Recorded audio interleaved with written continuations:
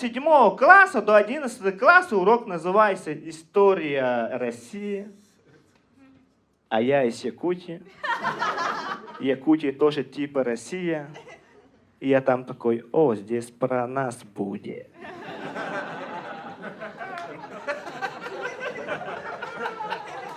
Но там нихуя. Там только про Русь. Если урок называется «История России», там же не только про Русь должна быть, да? Там еще и про Чечню, про Бурятию, про нас, якутов. Вы согласны? Там про всех должно быть.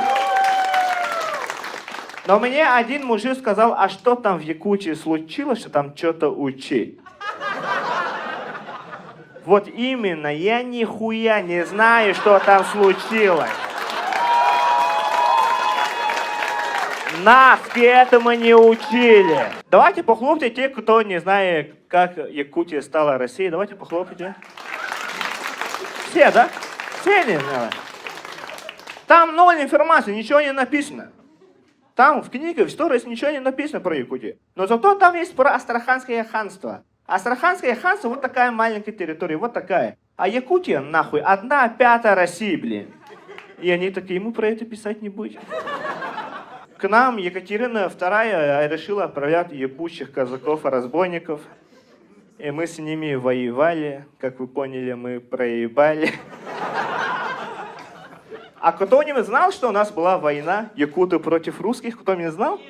Нет. Или вы это спецоперацией называете как?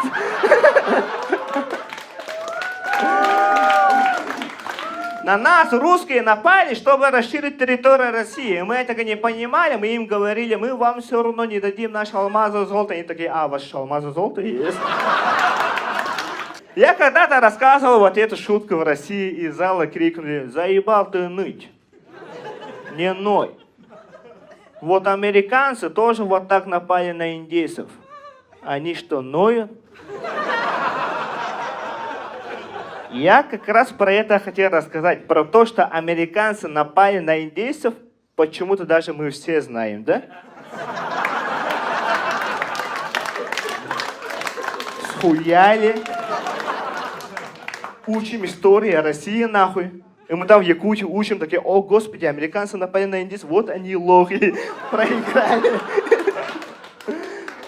А про Якутию мы даже якуты сами не знали. Но почему-то вот эта история скрывает, нигде не рассказывает. Почему-то скрывает.